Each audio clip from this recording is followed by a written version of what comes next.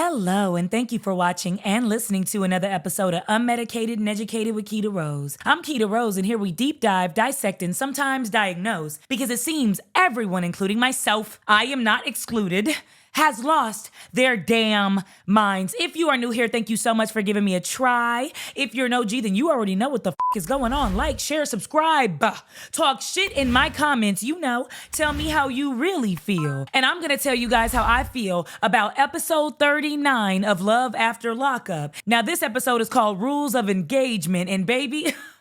I was engaged the whole time. I mean, I never even blunk. Is blunk a word? I never even blunked. That's how good this episode was. But before we get into that, I'll need to get into this. I want to say thank you to everybody that joined my Patreon or my YouTube membership. I got some good content coming, and I'm so excited for you to be the first one to see. So thank you. Thank you. All right, without further ado, let's get into our Reality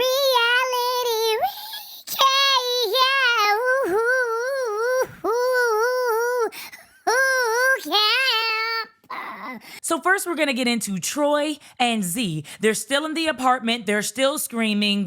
Troy's mama, Karen, is still instigating from the couch, letting us know and the producers know and the team know that Z cheated on Troy with another man, while he was in prison. Yeah, Z was getting her back blown out, okay?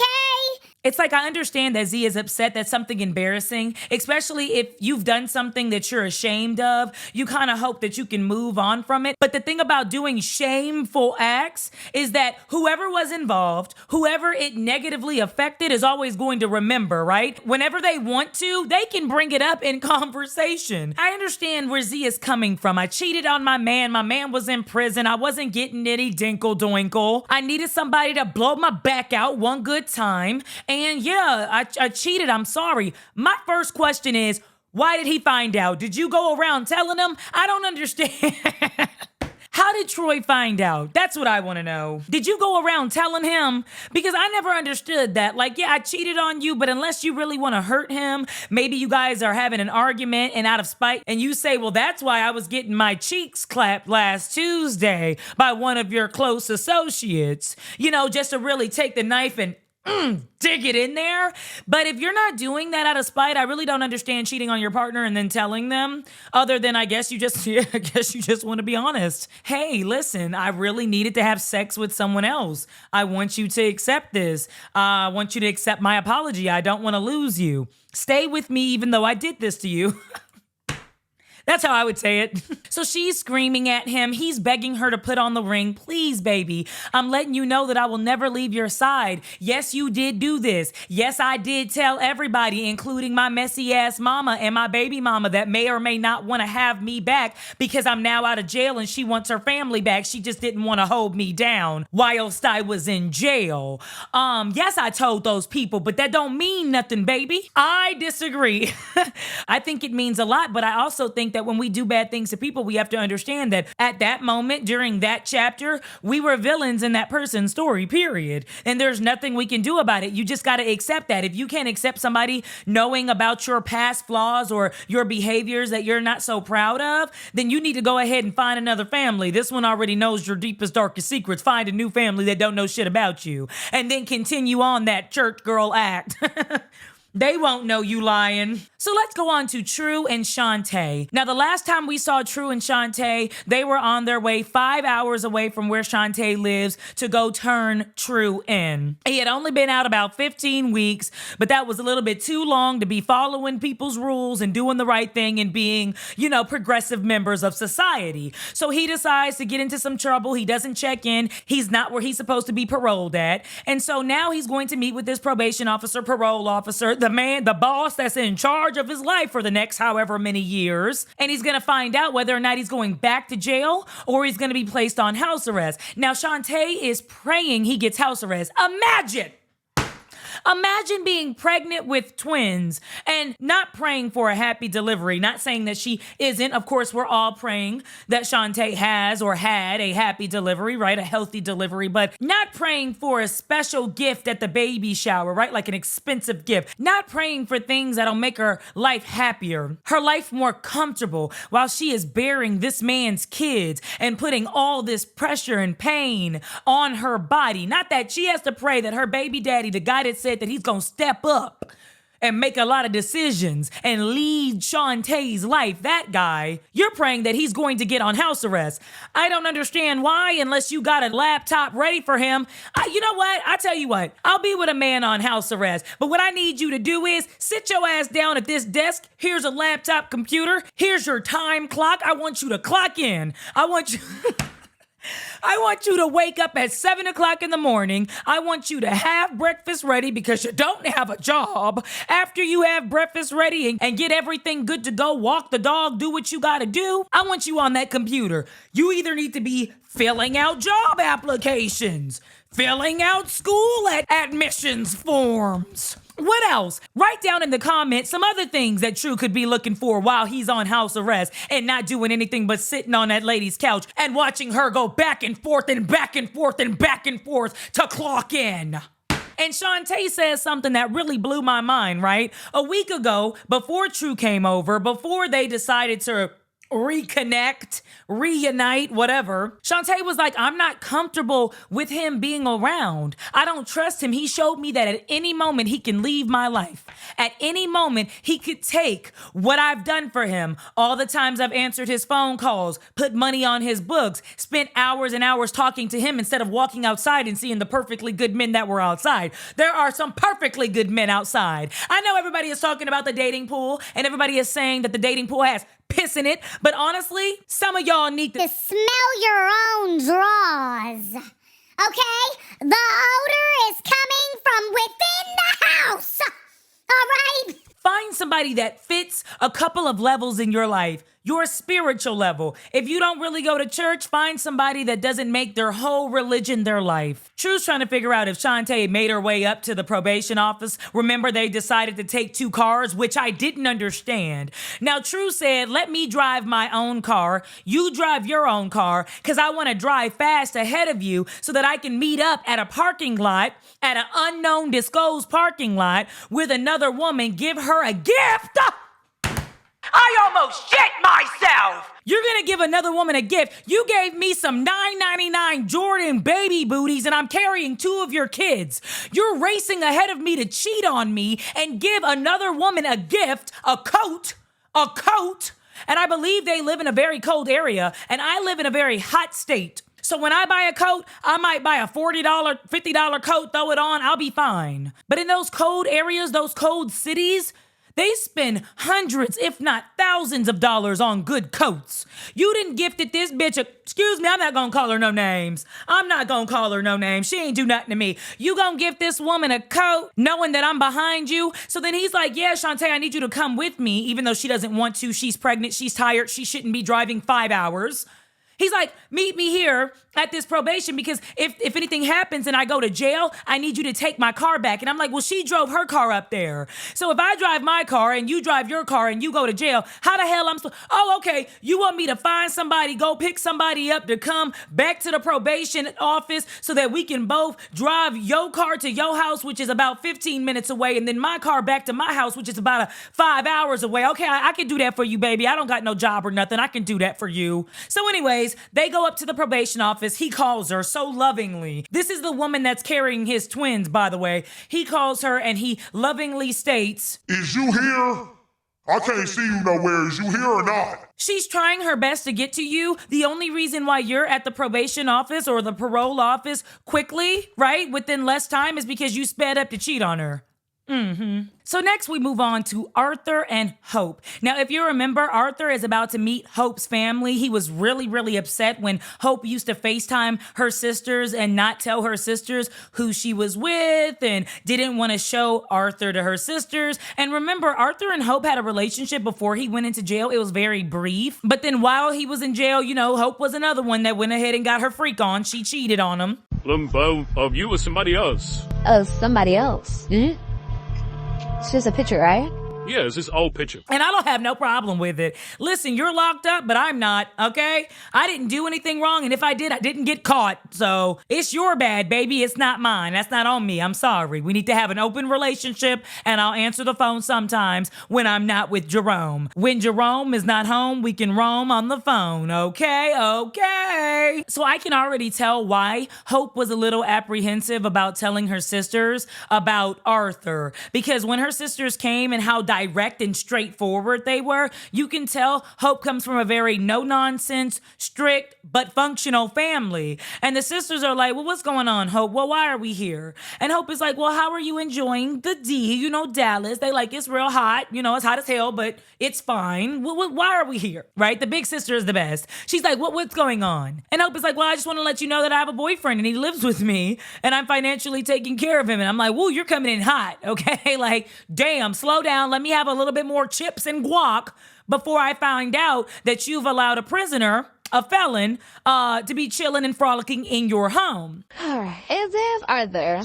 Oh, Lord. Do I just sound familiar? I think I'm remembering hearing stories about Arthur now. It's my recollection is coming back. What? Hope tells them, you know, it's Arthur. And the sisters are very confused because they remember the name, but, you know, I guess maybe Hope has had a couple of men by. And so they can't really put a name to the face and figure out how they know Arthur. And so as Hope is describing him, the sisters are like, oh, I think I remember stories about Arthur. Is this the same breaking windows, fighting, holes in the wall, a lot of toxicity going on in the relationship, you crying, saying that he hurt you, he hurts your feelings, that Arthur? And Hope's like, Hope's like, hell yeah. Anyways, I want all of you to accept him. Don't make him feel weird. Make him a part of the family. He's gonna be here for the long run. hell no. I'm with the sisters. I gotta figure out what's going on. So the sisters are like, hey, you invited our grandparents to come.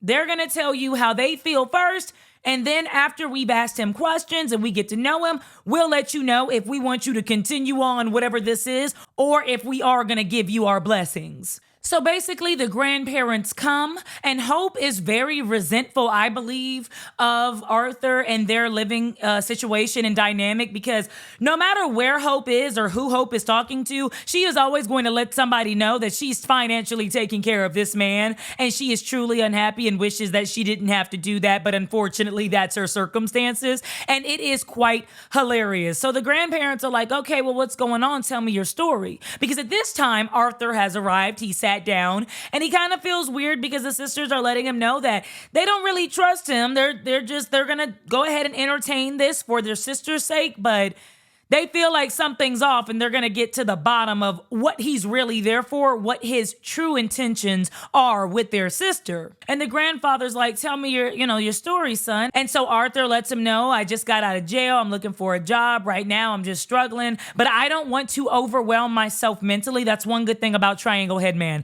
One good thing that I like about Triangle Head Man is he says things about his mental health and he's constantly trying to show us that he's aware, right, of his mental state. So you might not understand him freaking out, or they said he was seeing demons or whatever, but he's telling you that he's going through something mentally and he's trying to regulate himself to get back to a normal. And so even though all of our normals look different, we still need to respect that. And I think that's why Hope tries so hard to talk to him, get him to open up, and then get him to pour into his creativity, because he's allowing the devil, like he says, the devil talks to me. He says, the devil talks to me and I listen because his voice is so loud in my head, and it's like, no. Jesus' voice needs to be the loudest voice in your head, right? The God in you needs to be louder than the evil thoughts and the temptations, right? But I believe that Hope is resentful because she's always telling everyone that he doesn't have money, and he feels it, right? He feels it. So he's like, I understand that I need to work, and I understand that I need to provide for your granddaughter, your sister, and I will do that, and I want to do that.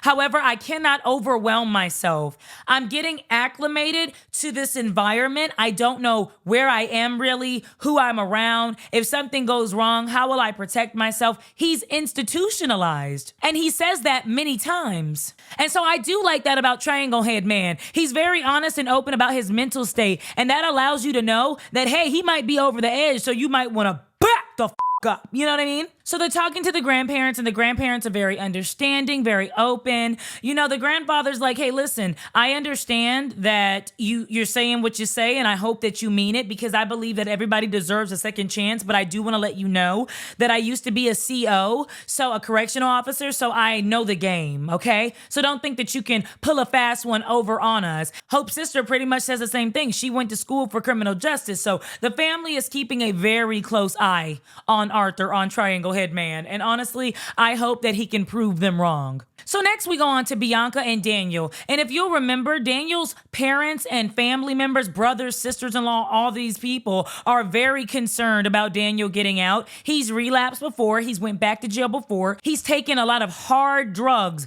I'm talking meth, fentanyl, okay, allegedly, hell, but it does say a lot of like different things. It's not just weed in the morning. It's not a little hit of a cigarette, okay? He's not doing that thing, right, where he puts the dip in his mouth. He's doing the hard shit. He was on opiates for 2.5 decades. And if you are not familiar with opiates, that is a drug. It's a long-form drug that can ruin the hell out of your life and your relationships with everyone around you. It's a terrible drug.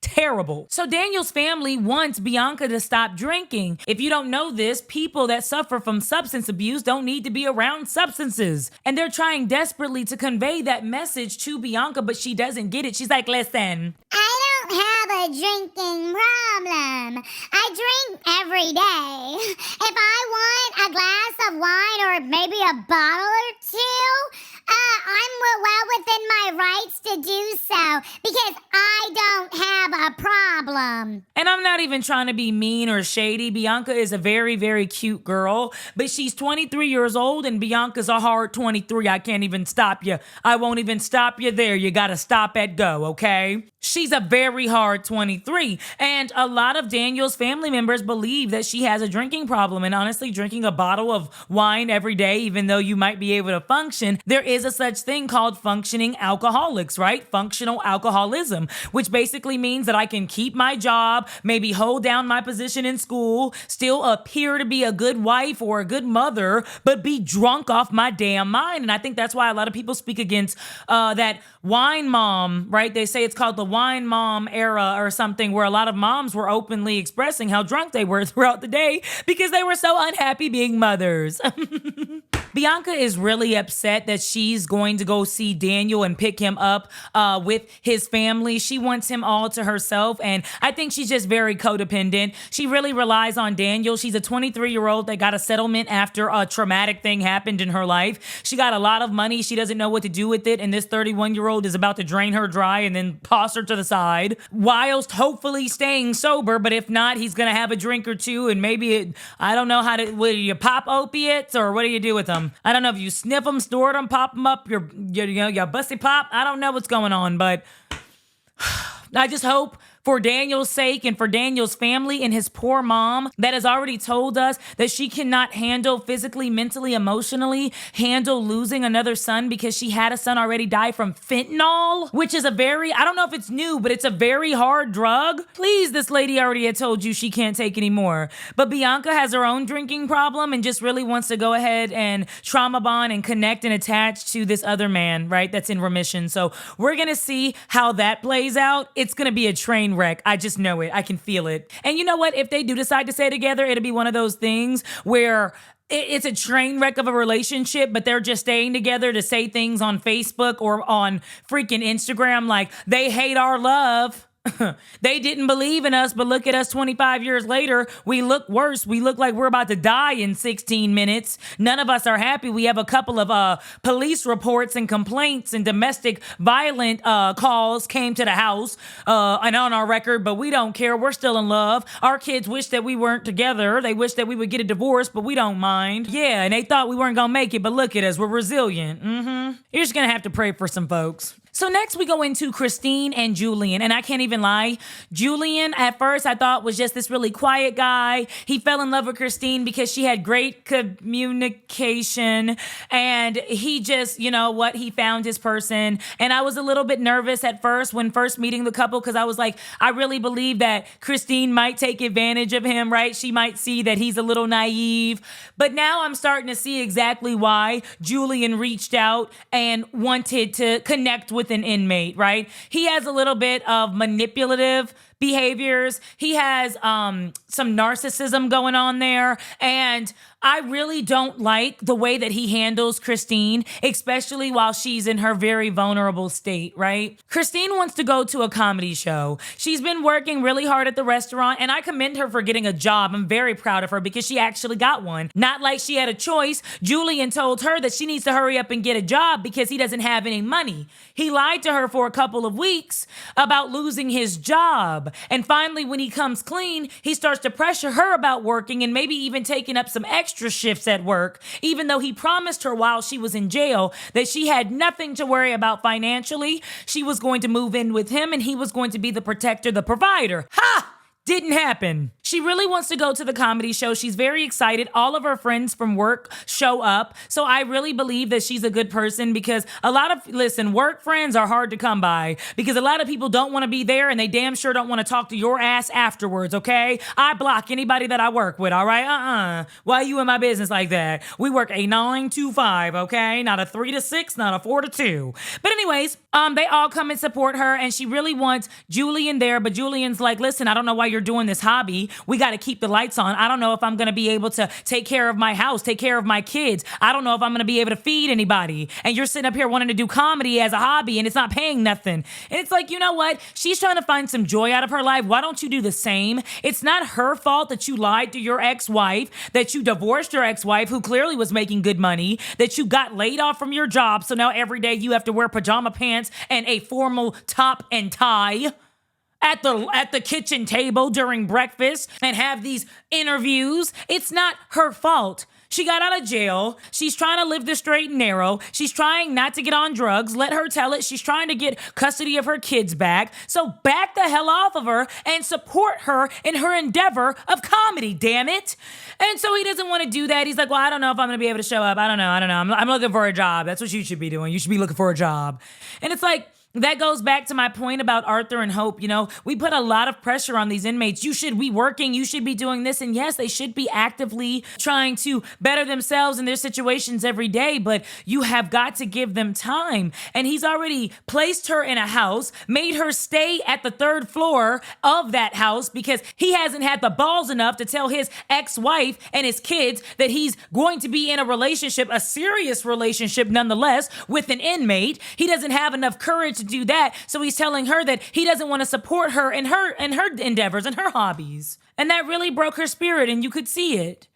I didn't like it. She isn't allowed to drink, and as a condition of her parole or probation, she isn't allowed to drink, but she's at the comedy show. She's about to go on. She doesn't see Julian anywhere, so she asked for a shot. And this is how, ladies and gentlemen, people relapse, right? They try and they get jobs and they want to do right, but the people around them don't make it any easier. The people around them put a lot of pressure on them. And that's why I think it best to be at a facility to transition slowly back into civilization. But I understand that that might cost a lot of money. Julian is a liar. He tried to break her down. He's like, honey, I don't even understand your comedy. You know, when he was telling her why he didn't want to go, he was like basically telling her you're not even funny. But she's like, everybody says I'm funny and people in jail are the hardest critics and they even laughed at my jokes. And honestly, she has a point. If you can make somebody in prison in the worst place ever in the world laugh and feel some type of happiness and joy, you might have a gift and it might be worth exploring. But he didn't see it that way. He's a liar, he's manipulative, he's mean, and he only cares about himself. So moving back to Troy and Z, he's finally now convinced her that he doesn't love any other woman and that he's not going to leave her and get back with Yana. Oh my God. If I was the baby mama watching this, I would have a field day watching you go crazy. Imagine me in my bed eating popcorn, watching something on Lifetime, rubbing my feet together like a spring cricket, right? And you are freaking out about me. You think I'm gonna take your man from you. You think I'm talking crap about you. You think I'm just using the fact that I had this man's baby as a way to get some attention. Yeah, I had his baby. Unfortunately, I'm gonna ask for a little bit of his attention and a little bit more of his money. You gotta accept that. And Z can't accept that. She's jealous of other girls. She does competitions, little competitions in her head. And you can tell that she's just very insecure. She's insecure with herself. Maybe, possibly, I think she's gorgeous, but possibly she's insecure about her hair or maybe her skin. And I think that she is just really taking this out on Troy, and he's doing his best. But this is what I mean. He's coming from a hard situation, trying to transition slowly back into his new life, right? Or into his new life.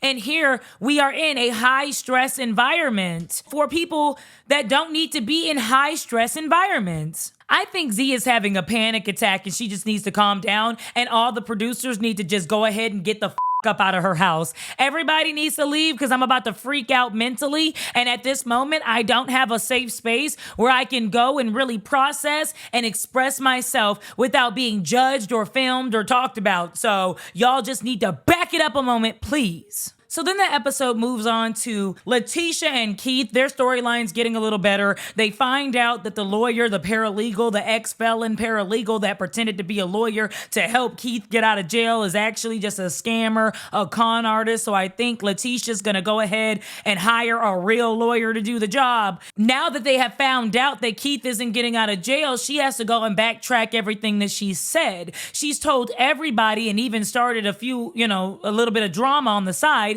But she's told everybody that Keith is getting out, and now she has to break the news to her daughter, who is really excited. Now, I do not think that the daughter is Keith's biological daughter, but she says that her baby daddy isn't shit, and so that's the reason why Keith stepped up and has done everything that a father should do, but behind bars, and I'm just having a hard time figuring out what that is. But the little girl was hurt. She was crushed. I was really sad about that.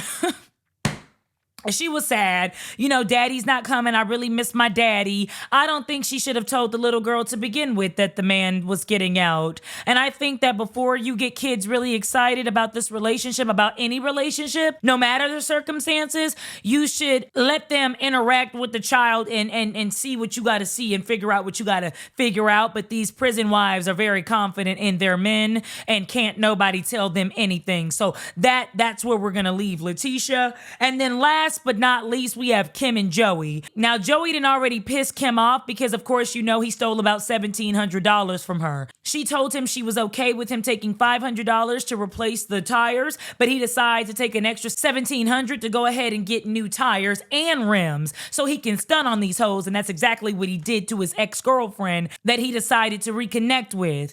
So now they're in the kitchen, and Kim wants to know, what is it about your ex-girlfriend that you wanted to reconnect with her? What's going on? She sent me a friend request, and the last time she sent me a friend request, she broke us up and you guys went and had sex or did whatever. So is that going to happen this time? And Joey's like, nah, that bitch be tripping. I don't know what's going on. So she's like, give me your phone. And immediately I'm like, wow, what an invasion of privacy, but she pays for the phone, right? And then they're having a little bit of an issue like Z and Troy are having, I feel, because Z constantly tells Troy, I pay for everything. You ain't got no money. You ain't got nothing. I'm the one that does everything. You can get out my house and lose everything that I promised you on the phone in a minute if you mess with me. And Kim's kind of going down that same path. She's like, well, it's my phone. I paid for it. That's my car. I paid for it. So give me the phone. So she's going down the long list of text messages, and she reveals that Joey has actually told his ex that he doesn't really want to talk to her while Kim's around.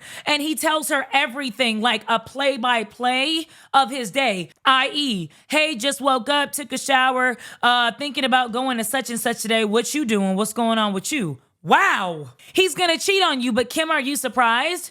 Not only did you cheat on a lot of your partners with Joey, Joey cheated on a lot of his partners with you. You guys are cheetahs. You guys are lions, okay? You guys are barracudas. Okay, that didn't work. Damn. Sometimes with jokes, you get one, but you don't get them all. You know what I mean? You can't catch them all like Pokemon. But I don't understand why Kim is acting so confused. You knew exactly who this man was when you met him, and now he's letting you know he hasn't changed a lick, and he's going to be who he is, and you'll just have to accept that. I don't see the issue. Well, that wraps up this recap. Tell me you guys' thoughts and opinions down in the comments. Let me know what couple you still feel have a shot at hanging on there for the sake of the kids that aren't biologically the inmates or for the sake of love itself. Or let me know the couples that you feel shouldn't have ever even had a conversation. And until next time, I will see you. I will holla.